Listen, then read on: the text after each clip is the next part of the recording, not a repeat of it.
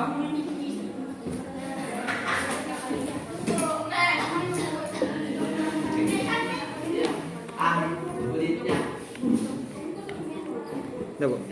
sip. Sudah nggak usah dikencang.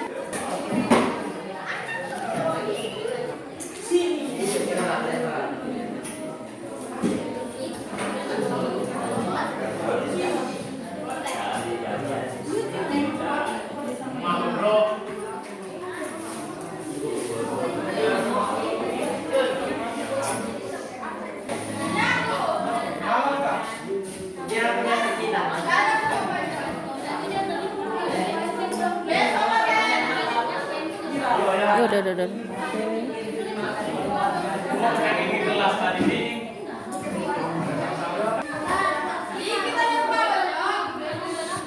Oke, sudah bisa kita mulai. Sebelum kegiatan pembelajaran kita mulai, mari kita berdoa dulu dipimpin sama Bang Hajar Aswad. Silakan Bang.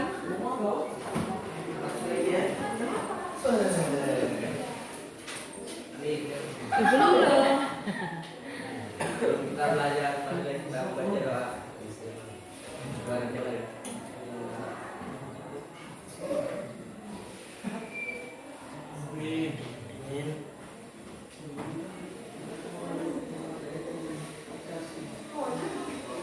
Salam. Assalamualaikum warahmatullahi wabarakatuh. Waalaikumsalam warahmatullahi wabarakatuh. Selamat pagi.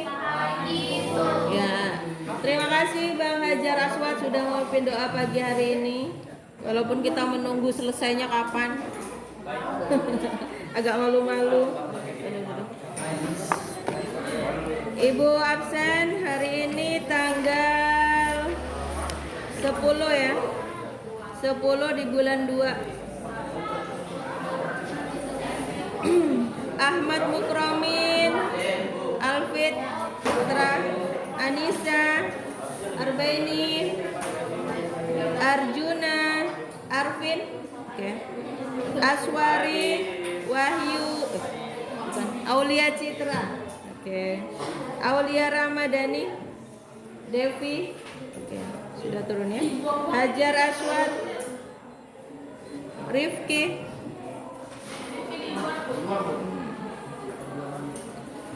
Akbar, alhamdulillah.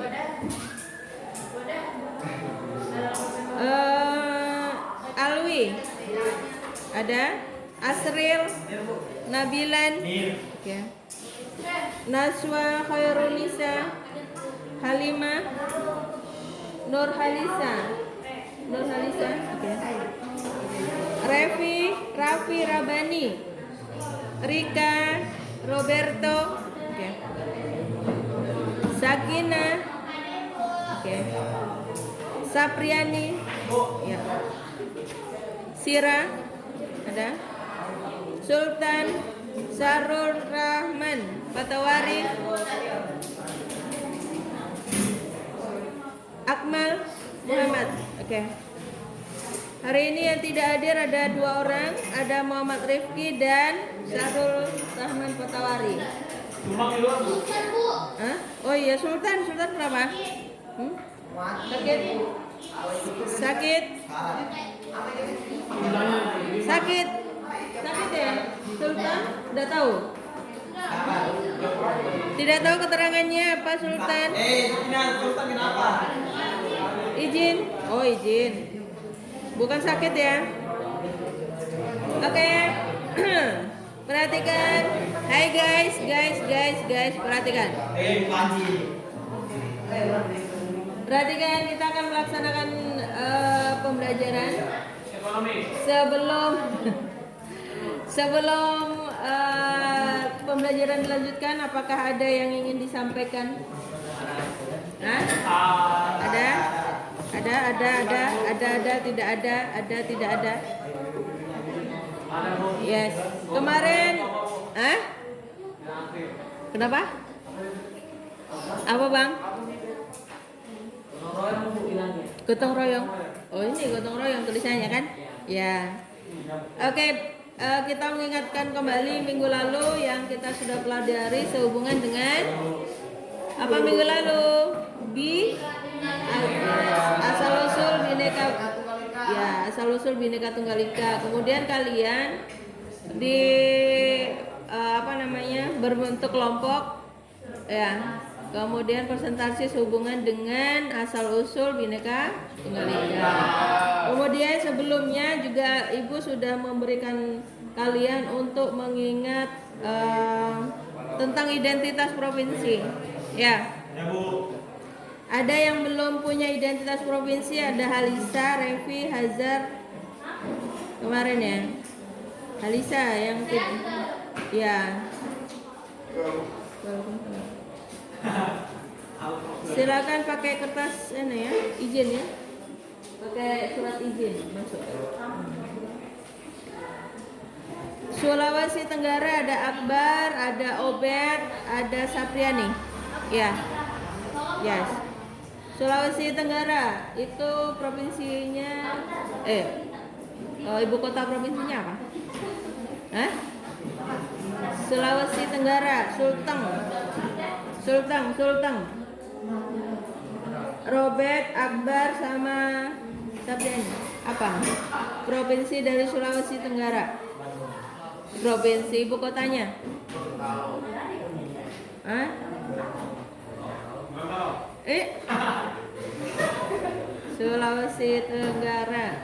Apa yang Anda tahu dari Sulawesi Tenggara? 3 orang ini. Selain ibu kotanya.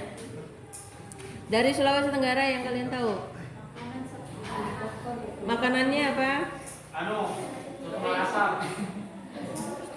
Sulawesi Tenggara, guys. Gak ada hubungan sama Makassar. Makassar udah ada yang sendiri. Apa yang Anda tahu? Sulawesi Tenggara, apa aja yang identitas yang kamu ingat dari Sulawesi Tenggara? Hah? Apa kira-kira? Apa?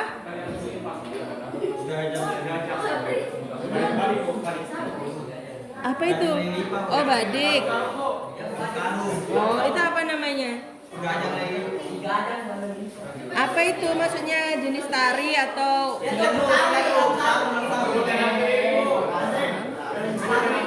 pembiasaan? Apa namanya, acara budayanya?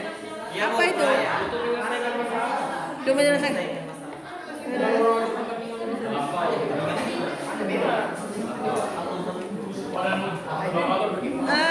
Berikutnya Arjuna, Akmal sama Anissa, Papua. Yang Anda tahu dari Papua selain lagunya? Kan Ibu tanya terus supaya kamu ingat. Makanannya apa? Papeda. Oke. Sulawesi Barat ada Arvin, Sahrul sama Sira. Apanya? Apa itu? Makanan khasnya. Selain makanan. Bajunya. Baju adat. Ya, baju adatnya apa namanya?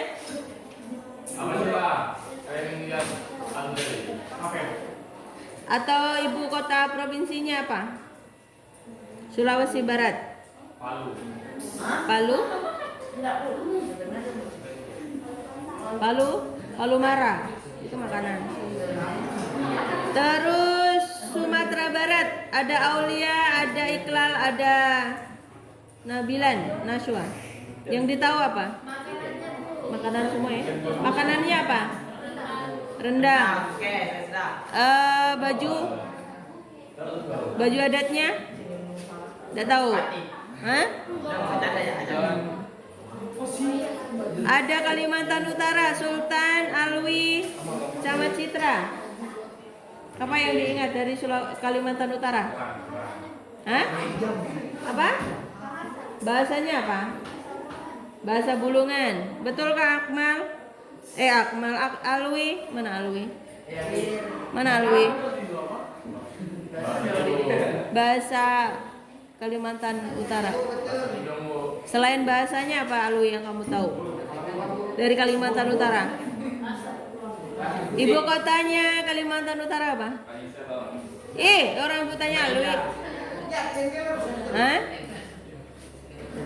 Siapa nama gubernurnya sekarang? Alwi sama Citra. Sultan nggak ada. Siapa nama gubernur yang terpilih di tahun 2025 sampai 2009?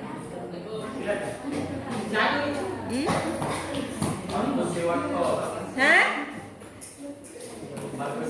Ih.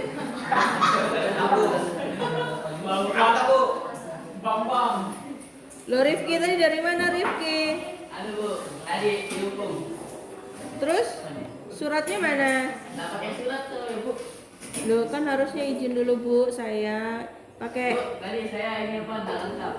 Oh, harusnya kan lapornya di sini Bu. Saya izin masuk karena saya tadi di upacara ada.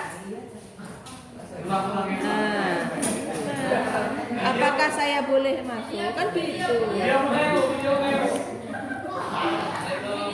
Waalaikumsalam warahmatullahi wabarakatuh. Saya boleh masuk. Ya, kamu dari mana? Sar, belum diizinkan. Dari Kena hukuman, Bu. kena hukuman karena hukumannya Nggak lengkap. tidak lengkap. Jadi sudah mengerjakan? Sudah selesai? Sudah, Bu. Sudah apa namanya guru PK sudah menyuruh kalau kamu masuk kelas. Oke. Guru BK. Ya, teman-temannya mau menerima dia untuk ke dalam. Ya, silakan. Ya. Yes. Lain kali lebih diperhatikan lagi untuk atributnya ya. Atributnya untuk lebih dilengkapi supaya tidak terjadi apa namanya itu ya sanksi. Oke, perhatikan sekarang sehubungan dengan Bhinneka Tunggal Ika. Aduh, ibu nih kalau nggak pakai kacamata apa namanya langsung kena kepala, pusing rasanya. Tapi pakai kacamata ini berembun. Oke, perhatikan, kita lanjut ke materi berikutnya sehubungan dengan perwujudan gotong royong dalam ekonomi Pancasila. Kalau sebentar ya, kita ingat dulu materinya. Sebentar. Materi yang kelas 10 sehubungan dengan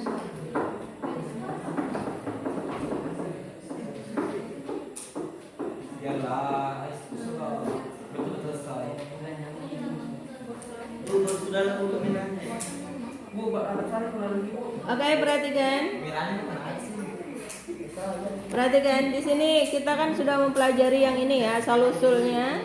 Kemudian kita mengarah ke gotong royong sebagai perwujudan ekonomi Pancasila. Makanya di di asal usul ini kita ngomongin tentang bineka, tentang keberagaman.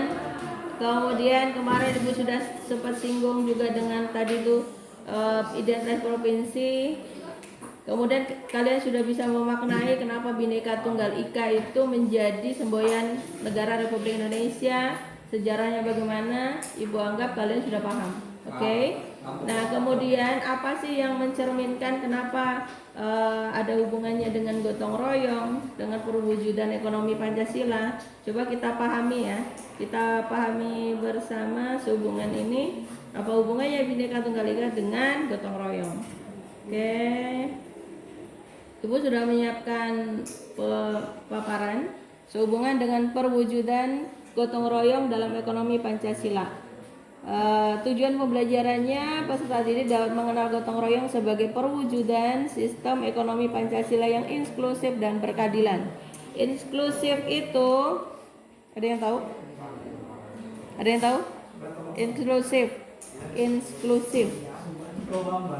Inklusif itu adalah sistem ekonomi yang keseluruhannya kita kan negara Republik Indonesia ini tidak memandang seperti yang Ibu sampaikan, keberagaman itu bukan menjadi tantangan, tetapi justru menjadi sebuah keindahan atau sesuatu yang indah di negara Republik Indonesia. dan itu menjadi warna tersendiri di NKRI ini. Makanya inklusif, jadi tidak memilih siapa yang harus melakukan kegiatan yang mengenal gotong royong dalam perwujudan ekonomi Pancasila ini, tidak pada kelompok-kelompok tertentu, tetapi keseluruhan warga negara Indonesia harus melakukan ini gitu, dan berkeadilan. Oke, ini skemanya. Kita di dalam ini ada, ini Ibu jadikan 1 kali pertemuan saja. Jadi kita ngomongin tentang ekonomi Pancasila, kesejahteraan dan yang berkeadilan, berdikari dan dalam perekonomian, revitalisasi kesejahteraan rakyat. Oke, ada 1 video. Kalian lihat Power on. apa makna dari video ini ya? Connected. Diperhatikan.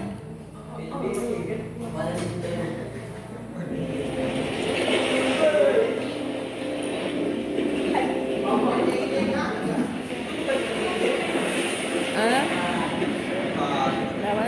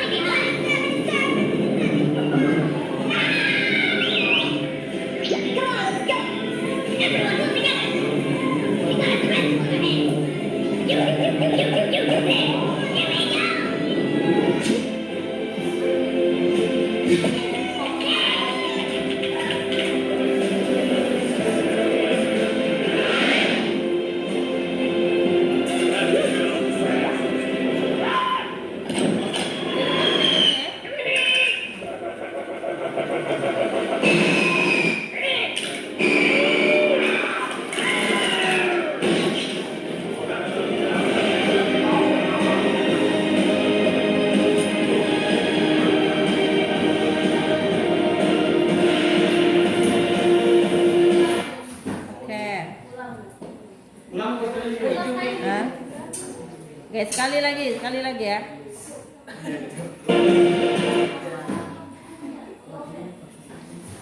Diperhatikan.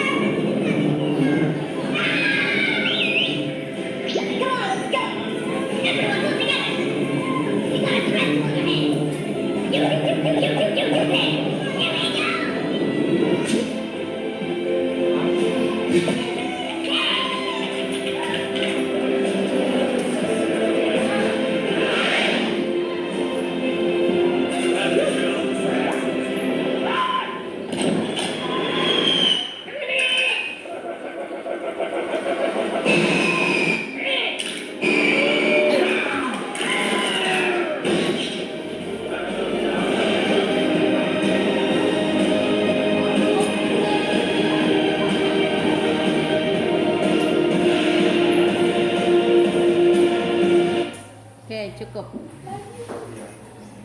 Bang Hajar, dari video itu apa yang kamu bisa ceritakan ulang? Hah?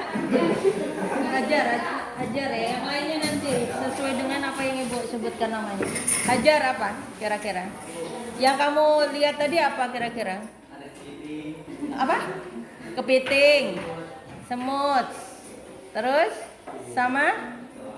Ya, dari aktivitas mereka, penguin, semut, sama kepiting tadi, ada nggak sesuatu yang bisa kamu ambil makna dari gambar itu? Dari mereka, aktivitas mereka? Ada? Hah? Bekerja sama, oke, good. Terima kasih Hajar, luar biasa. Bang Rifki, mana Bang Rifki? Bang Rifki, apa yang kamu lihat dari video tadi, Bang? Bersama menjadi kuat. Oh, bersama menjadi kuat. Oke, good. Kalau segala sesuatu dilakukan secara bersama-sama menjadi kuat. Yang perempuan lagi, Citra. Apa Citra? Yang Citra bagaimana Citra? Kalau menurut Citra dari apa namanya video tadi apa yang?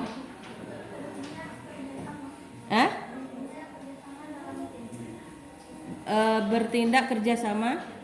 Oh, pentingnya kerjasama dalam tim. Oke. Sebelahnya, yes.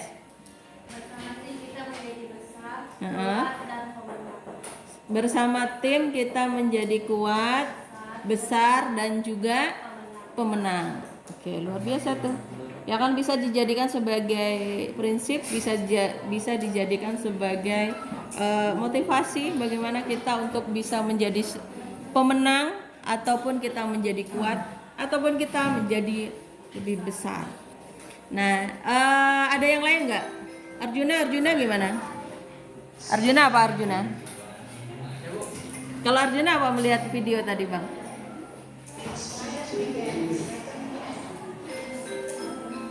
Arjuna nih. Ya, dari video itu makna apa yang bisa Arjuna ambil? Maknanya dari video yang tadi kita sama-sama melihat. Apa kira-kira? Kalau satu tim lewat. Satu tim, kenapa? Kalau bekerja sama itu bisa jadi kuat. Oke, kalau kerjasama itu bisa menjadi kuat. Yang di belakang sana, Fitra apa Fitra?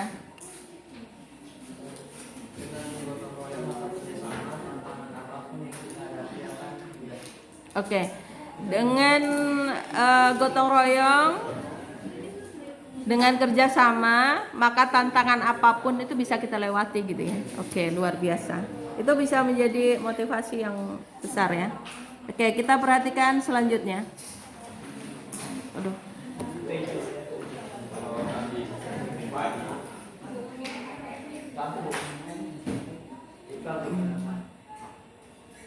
Oke, dia tidak terkonek dengan baik. Oke, kita perhatikan ini. Kemudian ada lagi gambar yang menunjukkan di situ ada apa itu? Jembatan. Jembatan kelihatan gambarnya. Nah, apa yang bisa kamu ungkapkan sehubungan dengan jembatan ini? Arbaini. Apa yang terpikirkan oleh kamu melihat jembatan itu? Dengan dihubungkan dengan kita mau materi yang kita mau pelajari. Dengan video tadi gitu. Apa kira-kira? Ya, jembatan itu. Apa kira-kira? Apa yang kamu bisa ungkapkan dengan gambar ini?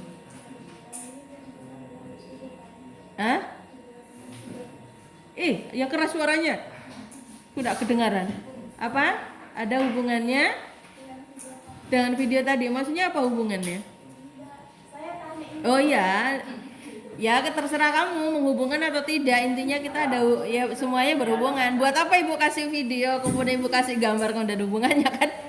Cuma kan ibu harus melihat bahwa pemikiran kamu tuh tentang apa gitu supaya kita sama-sama dalam proses pembelajaran ini masuk ke dalam ini. Apa kira-kira? Penghubung antara jembatan ini adalah penghubung antara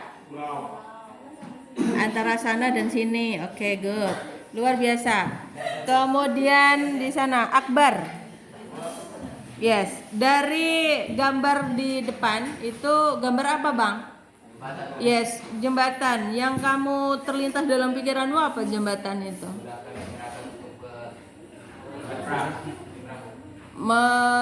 Memudahkan masyarakat untuk nyebrang antara pulau satu ke pulau lain ya, luar biasa. Yang di sebelah sini Nabilan. Oke, gimana Nabilan? Itu jembatan dibuat dengan orang yang berkelompok. Oke, good, luar biasa. Yes, jembatan tidak akan bisa berdiri kalau tidak dikerjakan secara berkelompok atau bersama-sama. Tidak mungkin bim salah bim, maka jembatan ini akan jadi. Oke, good. Yes, jadi siapa saja yang terlibat? Yang nih, empat orang nih, 4 orang. Siapa yang kira-kira jembatan ini yang melibatkan? Melibatkan siapa saja kira-kira, Neng? Hah? Apa kira-kira? Siapa saja yang terlibat dalam proses adanya jembatan? Masyarakat, terus? Hah? Tim. Terus siapa lagi? Tim itu siapa di dalamnya? Manusia ya, enggak mungkin serigala tuh ya. Masa buaya? Nanti buaya di bawahnya itu, buaya. Bukan. Apa kira-kira? Siapakah yang terlibat di dalamnya? Masyarakat. Siapa yang lebih mendominasi di sini? Siapa kira-kira? Manusia. Konstruksi itu pekerja, kontraktor dan sebagainya ya. Oke. Selain itu, sebelum konstruksi dan juga masyarakat ini, yes, good, pemerintah. Jadi pemerintah itu adalah apa namanya? Yes. Jadi pemerintah itu adalah orang yang pertama mempunyai ide dan gagasan atau program untuk mewujudkan masyarakat sekitar itu supaya bisa apa, berinteraksi atau apa namanya tadi, kerjasama, bisa nyebrang gitu katanya Bang Akbar, bisa dari pulau satu ke pulau yang lain, dari sana ke sini gitu. Nah itu kalau umpamanya tidak ada apa namanya campur tangan dari pemerintah, kira-kira jadi nggak ada, nggak mungkin masyarakat mampu bisa mendirikan semegah ini jembatannya ya. Jadi ini adalah salah satu pembangunan infrastruktur di Provinsi Papua. Jadi kalau kalian melihat Provinsi Papua di peta, itu kondisinya di sana sangat bukan kacau, tapi wilayahnya itu pegunungan. Jadi pegunungan. Jadi tidak mudah untuk dijangkau dengan cara biasa. Maksudnya harus dengan pesawat, dengan seperti ini, atau dengan minimal itu adalah jalan kaki. Itu kan kasihan ya. Di mana gunung-gunung di sana gitu. Jadi pemerintah punya inisiatif dengan membangunkan jembatan ini supaya memudahkan ya penyeberangan, perekonomian di sana supaya bisa berjalan dengan baik. Anda tahu di Papua itu harga beras harga beras 1 juta. Kalau kalian itu nonton di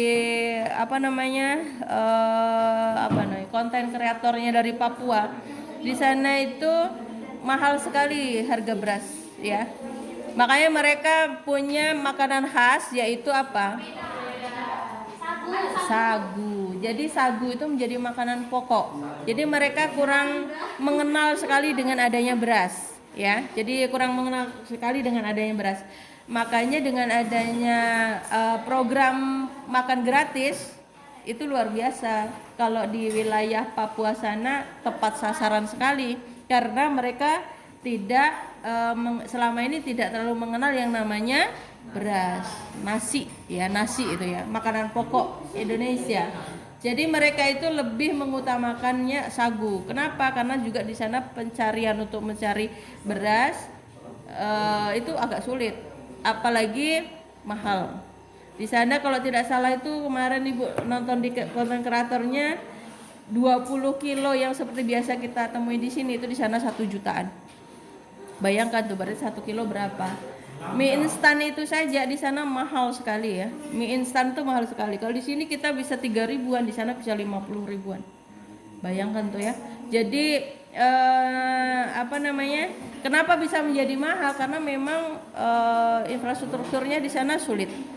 Untuk transportasinya sulit. Mau menuju ke sana itu sulit. Kalaupun ada dengan biaya pesawat yang luar biasa, itulah yang sampai sana akhirnya menjadi mahal ya. Apalagi di daerah-daerah yang masih pedalaman. Oke. Kita tidak perlu banyak menceritakan itu. Intinya kita ngomongin bisa terwujudnya perekonomian di Papua itu luar biasa sekarang. Oke. Tadi ini sudah Ibu tanyakan. Ini hubungannya dengan materi yang tadi itu. Nanti di akhir Ibu akan bentuk lagi kelompok. Bagaimana kalian itu mewujudkan tadi itu sesuai dengan video, sesuai dengan jembatan ya. Ganti kelompok lagi dong. Hah? Ganti kelompok. Ya dong, ganti lagi. Supaya hari-hari itu kamu ada warna yang berbeda, ya kan? Ketemu dengan teman yang beda. Jadi kenapa tujuannya membagi kelompok itu selalu berbeda? Supaya kalian lebih mengenal lagi karakter teman, ya. Karakter teman. Jadi kalau kamu punya karakter teman yang beda-beda, kamu bisa memposisikan diri bagaimana. Seperti itu ya. Jadi kalau itu aja temennya, ya kamu nggak bisa berkembang untuk mengenal karakter teman. Oke, perhatikan. Ada yang pertama itu sistem ekonomi Pancasila. Sistem ekonomi Pancasila sesuai dengan pasal 33 ayat 1 Undang-Undang Dasar Negara Republik Indonesia tahun 1945, itu perekonomian disusun sebagai usaha bersama berdasar atas kekeluargaan. Diperhatikan ya. Perekonomian disusun sebagai usaha bersama berdasar atas asas kekeluargaan. Jadi sistem perekonomian di negara Republik Indonesia itu prinsipnya ada di pasal 33 ayat 1. Oke, perhatikan ya. Kemudian yang kedua, kesejahteraan yang berkeadilan. Kesejahteraan yang berkeadilan yaitu cita-cita nasional mewujudkan masyarakat adil dan makmur. Ini ada di mana? Di dalam pembukaan Undang-Undang Dasar Negara Republik Indonesia. Jadi kesejahteraan yang berkeadilan itu mewujudkan masyarakat adil dan makmur. Kemudian berikutnya di yang ketiga yaitu berdikari dalam perekonomian. Jadi perwujudan ekonomi Pancasila itu yang ketiga berdikari dalam perekonomian. Di sini diperhatikan subjek pembangunan rakyat Indonesia memegang peranan penting untuk berperilaku dan berupaya memenuhi kebutuhan sendiri, tidak terlalu bergantung pada orang lain atau pihak lain. Dianggap kita tuh tujuan utamanya adalah berdikari dalam perekonomian. Makanya negara Republik Indonesia itu tujuannya tidak terlalu bergantung dengan negara lain, tapi bagaimana kita mampu menghasilkan menghasilkan kebutuhan masyarakat Indonesia itu dari dalam negeri. Jadi tidak bergantung dengan negara luar, itu tujuannya. Ya, jadi kalau umpamanya kita sebenar-benarnya mengikuti aturan yang ada, itu perekonomian Indonesia itu diharapkan tidak bergantung pada orang lain atau pihak lain atau negara lain, ya. Jadi kita itu diharapkan berdikari. Kemudian yang keempat, revitalisasi kesejahteraan rakyat. Ini juga semuanya tertera di dalam pasal 33 Undang-Undang Dasar Negara Republik Indonesia tahun 45. Itu ada di pasal 1 sampai pasal 5 di pasal 33. Di ayat 1 sampai ayat 5 di pasal 33. Nah, itu sehubungan dengan kesejahteraan rakyat. Seperti halnya ada di dalam bunyi pasal di dalam ayat 33 ini, di pasal 33 di ayatnya itu ada salah satunya begini. Bumi, air dan kekayaan alam diperuntukkan sebesar-besarnya untuk kesejahteraan rakyat. Itu salah satu bunyi yang di dalam pasal ini, dan itu diharapkan negara Republik Indonesia itu mampu mengolah hasil sumber daya alamnya sendiri untuk kebutuhan masyarakat. Ya, jadi bumi, air dan kekayaan alam. Bumi, apakah ada kekayaan alamnya? Banyak. Air di dalam laut, apakah ada kekayaan alam? Banyak. Makanya bumi, air dan kekayaan alam apalagi, ya kan? Alam apalagi. Jadi alam itu ya bisa hutan, bisa yang sehubungan dengan kehidupan di wilayah darat, ya. Itu kesejahteraannya untuk kesejahteraan rakyat. Itu sebenarnya revitalisasi kesejahteraan rakyat sesuai dengan amanat di pasal 33 UUD 1945. Berat ya, berat untuk melaksanakan itu, karena kalau dilihat dari kehidupan yang nyata sekarang, bagaimana, apakah sudah dimanfaatkan dengan benar kekayaan alam itu, bumi, air dan kekayaan alam diperuntukkan untuk kesejahteraan rakyat? Apakah sudah? Belum? Sudah? Belum? Sudah. Coba kita cek, bukan kita cek sih, kita akan buat simulasi supaya ibu mengetahui kalian itu pemikirannya bagaimana sih untuk mewujudkan ini tadi, mewujudkan nih ekonomi, sistem ekonomi Pancasila, kesejahteraan, kemudian ada berdikari, revitalisasi.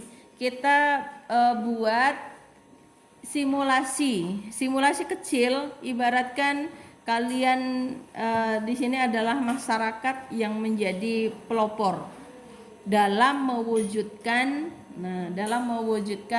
gotong royong, mewujudkan masyarakat Indonesia yang adil dan makmur tadi. Nah, ibu akan bentuk 4 kelompok, setiap kelompok nanti akan membuat simulasi sehubungan dengan kelompok koperasi, kemudian kelompok UMKM, kelompok petani dan nelayan, dan yang keempat itu kelompok pemerintah dan masyarakat. Nah, di sini kalian membuat simulasi perannya masing-masing.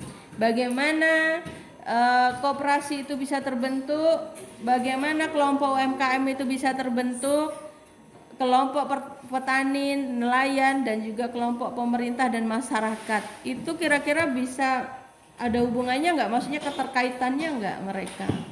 Kita buat simulasi dengan memerankan masing-masing kelompoknya. Jadi ibu akan bentuk 4 kelompok, nanti dalam prosesnya ibu akan jelaskan lebih mendalam lagi. Oke guys, siap ya? Karena kalau pamannya ibu hanya bercerita sehubungan dengan ini, nah ini sampai selesai, kalian tidur tuh sudah kepalanya ke bawah semua, tidak mampu dia mengangkat kepala itu mendengarkan apa yang ibu sampaikan. Jadi ibu tidak menginginkan itu. Jadi kalian harus coba menjadi bagian dari pemerintah, bagian dari masyarakat. Bagaimana mewujudkan tadi itu, perwujudan gotong royong dalam ekonomi Pancasila yang inklusif dan berkeadilan, dengan kalian membuat simulasi pasar gotong royong. Oke guys, yes. Nanti kita akan sambil, kalau sudah berbentuk kelompok, nanti ibu akan ibu jelaskan lagi lebih mendalam. Siap untuk berhitung? Siap ya? Mulai dari Bang Sahrul. 1. Sebelah sini. 2, 3. Oi, Obed, bangun bet. Aduh. Oke, Asri 1. 3, 4, 1. 2, salah. Neng 2. 1, 3, 4.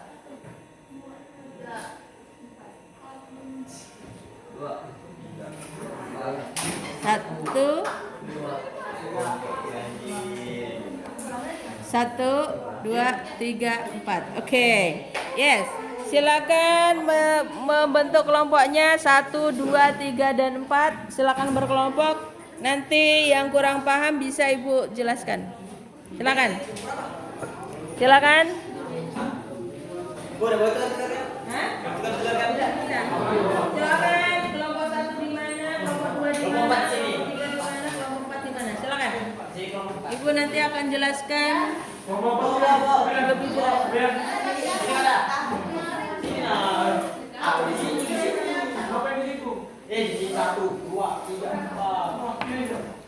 Ayo silakan. Ayo cepat nanti tidak lama istirahat lagi nih. Ayo come on. 1 mana? Kelompok 1 di mana?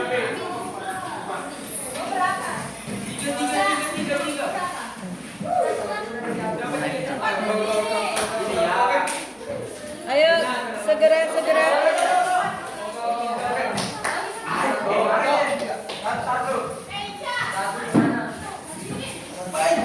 Ayo cepat. Ini kelompok berapa? 4. Oke, silakan langsung membentuk 4. Kotak. Membuat kotak. Kelompok berapa sini? Di sini kelompok berapa? Oh, di situ 4. Berarti di sini ini sebagian berapa ini? Sebagian berapa orang? 1 boleh. Itu 1 di sini, baru 2 di sana, 2. Baru 3 di sini, 3. 3 di sini 3. Kamu kelompok berapa? Loh, 4 deret. Kelompok 3 di sini 3. 3 di sini 3. 3 di sini 3. Kemudian di sana 4. Sini 1, 2, 3, 4. Oke. Silakan. Ayo kemana ini kelompok 4.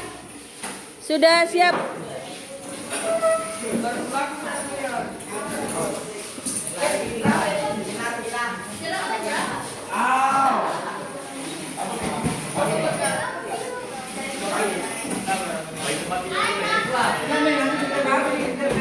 Oke. Ada yang mau bertanya? Siapa? Ada yang bertanya? Kelompok berapa? Oke. Perhatikan kelompok 1.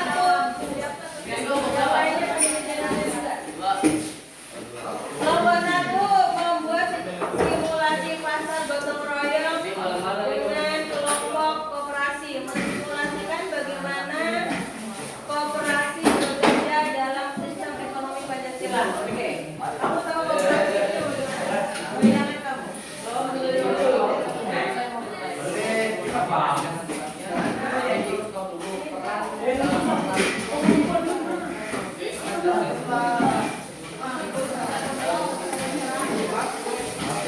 Kamu yang membayarkan koperasi.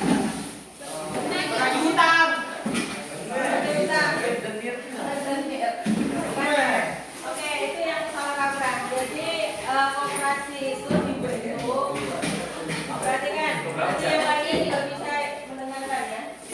Perhatikan. Jadi koperasi itu kalau yang dibayarkan kalian itu biasanya orang yang menarik utang atau memberikan utang, gitu ya.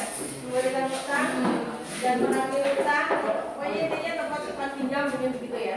Tetapi sebenarnya koperasi ini adalah pelaku. Guys, perhatikan. Jadi koperasi ini sebenarnya fungsinya luas sekali.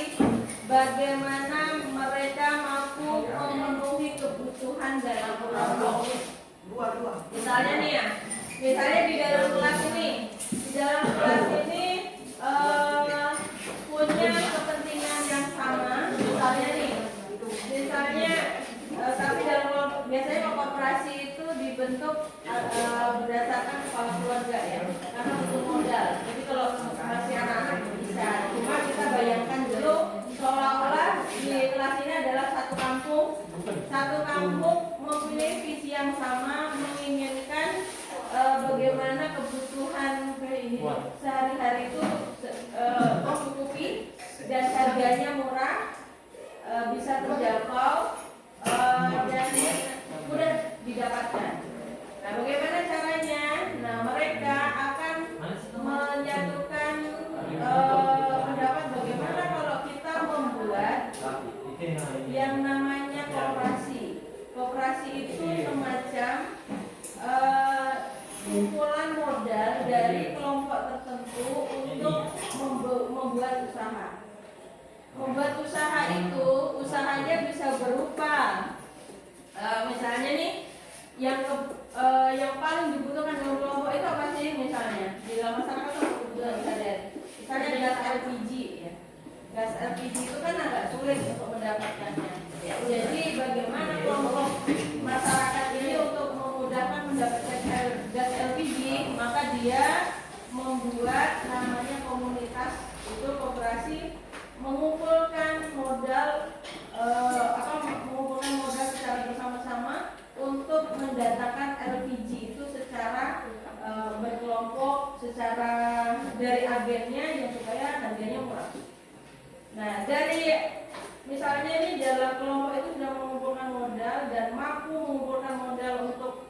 menjadi agen LPG dari agennya kemudian menjadi agen lagi di kelompok komunitas kalian, itu misalnya mengambil gas LPG yang harganya di sana 12.000, kemudian sampai di kalian kan 12.000 tuh untuk di dalam kelompoknya. Kemudian di dalam kelompok itu ternyata setelah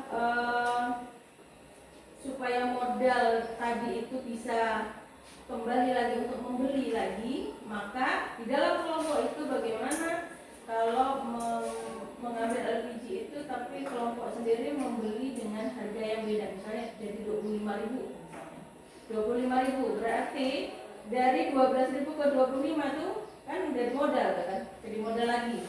Nah modalnya itu kemudian nanti untuk modal berikutnya yang 12.000 kita kasih ke agen pertama. Nah kemudian ternyata dari 12 itu menjadi kebutuhan sudah terpenuhi nih kelompok tadi dengan kebutuhan LPG. Kemudian nih kita dengan harga yang murah, tapi kelompok itu sendiri ya ternyata masih sisa nih, masih sisa gasnya. Bagaimana kalau kita jual keluar? Misalnya dikasihlah ke pedagang-pedagang kecil, tapi ngambilnya dari koperasi kalian, komunitas kalian yang kalian buat itu atau kelompok itu, tapi dengan harga yang beda. Kalau kalian di dalam kelompoknya membeli gas itu menjadi 25.000 dari agen 12 menjadi kalau kelompok 12 25, kemudian dia jual keluar menjadi 50 misalnya.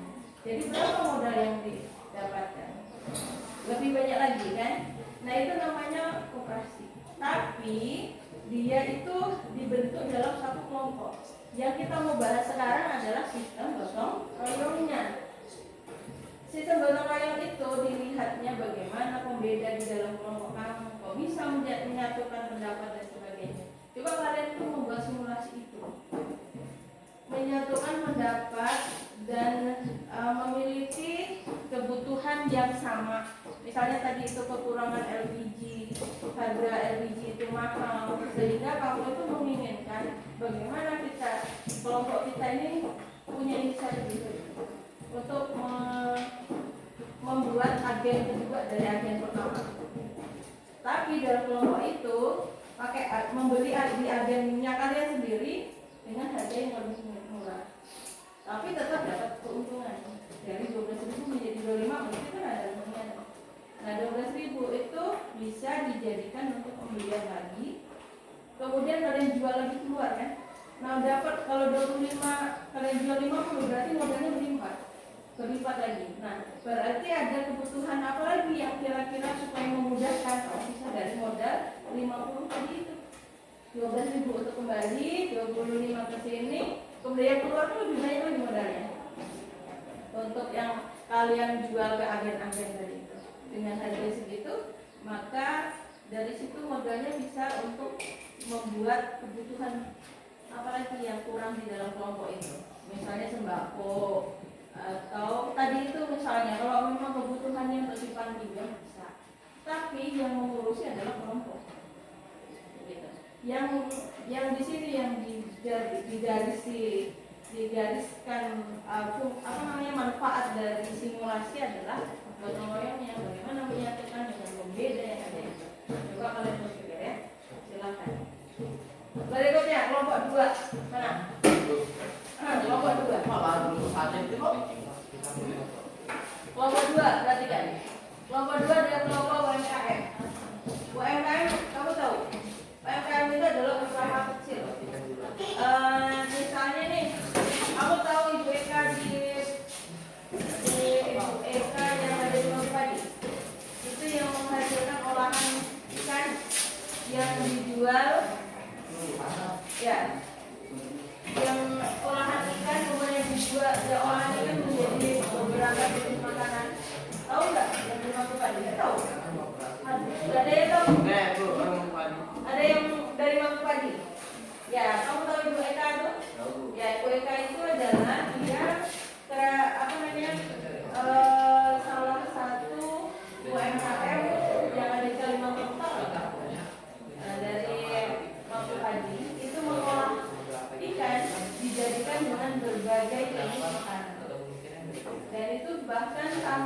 dipromosikan ke nasional. Nah itu salah satu UMKM ya. Tapi kita tidak perlu membicarakan yang besar dulu. Nah kita ngomongin UMKM. UMKM itu misalnya gini, Devi punya kemampuan membuat pisang crispy. Pisang crispy itu punya apa namanya itu produk pisang crispy yang biasanya dijual secara mandiri pakai online. Nah, kemudian ada Halimah punya produk yang namanya ayam crispy misalnya. Ayam crispy yang biasanya dia hanya menjual secara penjualan pribadi aja. Kemudian Hajar Aswad, nasi kuning terlezat di tanah kuning. Nah, dan kalian ini adalah kelompok-kelompok hasil kelompok-kelompok yang punya kreativitas yang luar biasa dengan ciri khas masing-masing. Tadi di sini ada pisang, ada ayam, ada nasi kuning misalnya. Dan yang lain-lainnya mungkin lebih banyak lagi. Nah, kemudian kalian dikumpulkan jadi satu kelompok UMKM. Kelompok, jadi kayak jadi kelompok UMKM. Nah, UMKM itu kemudian kalian itu kan rata-rata pengen butuh modal ya, butuh modal. Nah, untuk butuh modal itu bagaimana caranya supaya yang punya tadi ayam crispy, kemudian apa namanya pisang, nasi kuning, itu modalnya tetap stabil. Bagaimana caranya? Ya, kalian membuat komunitas namanya kelompok UMKM di tanah kuning. Nah, membuat kelompoknya, kita membuat kelompok nih, kemudian kita apa namanya? Mengumpulkan modal untuk bagaimana produk kita itu terus berjalan. Modalnya bagaimana? Misalnya berkelompok atau bagaimana caranya membuat mendatangkan modal. Misalnya kamu datang ke komunitas untuk mengajukan modal atau kepada siapa lagi misalnya perusahaan dan sebagainya untuk mengajukan modal. Karena modal itu tidak akan bisa kamu wujudkan dengan sendiri kalau kamu punya penghasilan yang kecil, ya kan? Kalau kamu dikumpulkan jadi satu, maka akan jadi bisa karena bisa meminta bantuan, bisa bantuan dari perusahaan dan sebagainya untuk modal pembuatan itu tetap supaya itu terproduksi dan menjual. Bisa bayangkan nggak sih? Bisa bayangkan nggak? Misalnya ada es boba, ada bakso, ada makanan-makanan kecil yang biasanya itu dijual-jual, itu kan kadang-kadang masuk terus kan? Kalau dia modalnya sendiri. Nah, tapi kalau ada kelompok, maka dia akan terus memproduksi walaupun keadaan sepi maupun ramai. Ya, itu seperti itu. Nah, itu namanya kelompok UMKM. Karena dia punya kelompok sendiri dan punya simpanan modal dari kelompok itu, sehingga dia selalu setiap hari punya produksi. Nah gitu. Nah, yang kalian wujudkan itu ada simulasikan bagaimana mewujudkan itu dengan pembeda-pembeda yang ada. Misalnya itu kan kamu tadi itu mengumpulkan kelompok ini tidak mudah karena perbedaannya banyak. Pembedaan kita ngomong pembeda keberagaman kan. Misalnya sate itu dari Madura misalnya, pisang dari Dayak, yang ini misalnya tadi itu nasi kuning Bugis misalnya. Ini kan sesuatu yang beda kan. Tapi bagaimana kamu dengan itu dan bisa mewujudkan kelompok? Oke, bisa dipahami? Silakan kalian membuat simulasi. Oke, kelompok 3 nah. Yes. Kelompok 3 tuh 4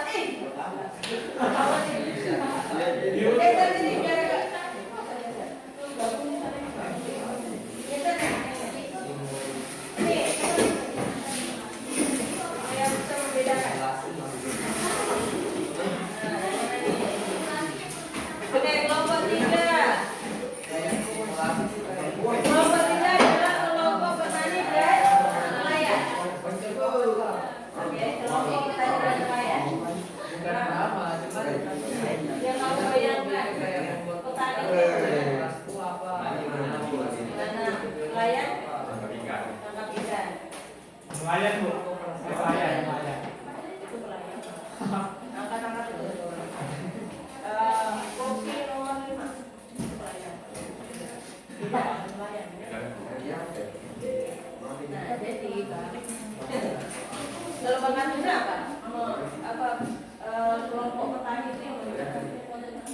Nah, iya ya, apa kira-kira petani itu yang membayarkan apa?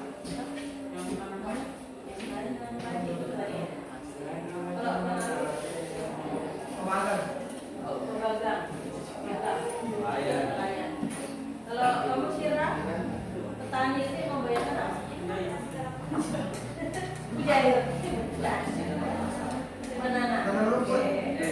Oke, kelompok petani dan kelompok nelayan. Kita ngomongin petani dulu.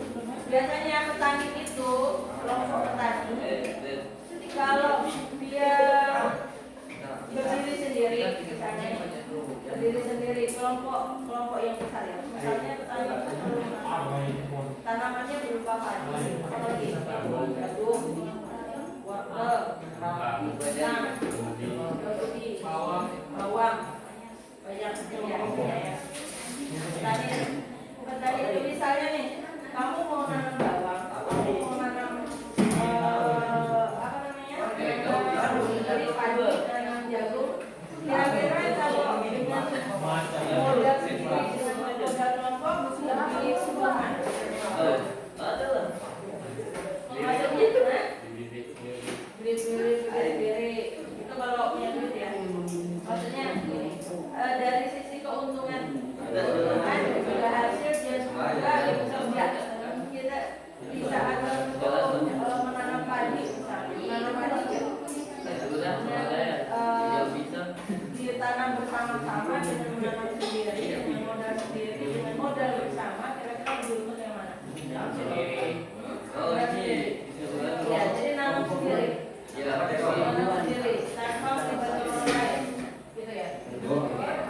Tapi bayangkan, kalau umpamanya nanam padi dengan 2 hektar, nanam sendiri kira-kira yang satu nanam di sana kan sana berapa? Ya kan? Berapa persen? Kira-kira lebih banyak mana? Dengan cara menanam padinya secara bersama-sama. Bukan berarti modalnya dengan tanam padi itu kan biasa dalam dengan gotong royong. Kemudian jagung tadi ya, jagung, wortel, cabai lah ya, cabai. Misalnya itu kalau menanam kira-kira untuk kamu makan sendiri atau untuk bisa menjual? Ya, bisa dijual untuk makan sendiri. Kemudian kamu memikirkan nggak dalam prosesnya itu kira-kira untuk menumbuhkan sampai sekarang kamu pakai apa? Alat-alat yang berubah? Iya, beneran bisa pakai pupuk. Kira-kira nih, kalau maunya seperti itu, lebih mudah dengan berkelompok atau dengan modal sendiri, supaya kalian bisa menghasilkan lebih banyak apa namanya hasilnya bisa dijual. Berkelompok atau sendiri? Berkelompok. Jadi bagaimana kalian itu bisa mengumpulkan beberapa petani tadi itu misalnya petani cabai, petani jagung, petani dikumpulkan jadi satu, kemudian dikelompok mencari modal untuk beruntungan. Bagaimana kira-kira untuk mengumpulkan kelompok itu untuk biasanya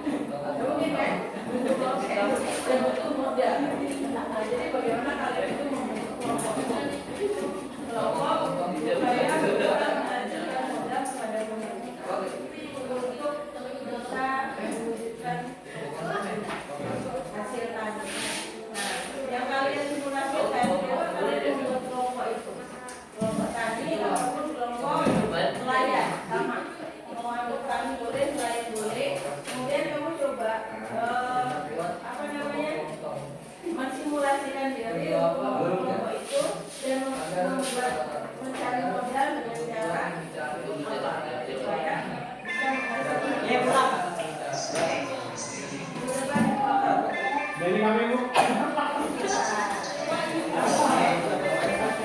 Ya, duduk depan. Mulai buat kelompok kita di kelompok tani, nanti kita kelompok saya. Kelompok kita adalah kelompok pemerintah dan kelompok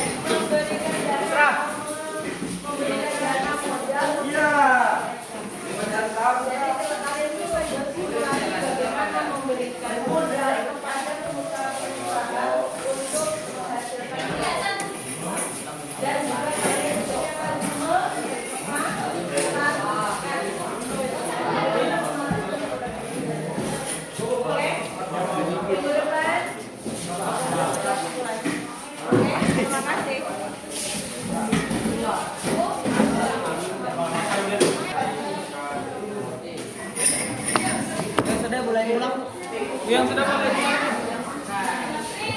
Oke.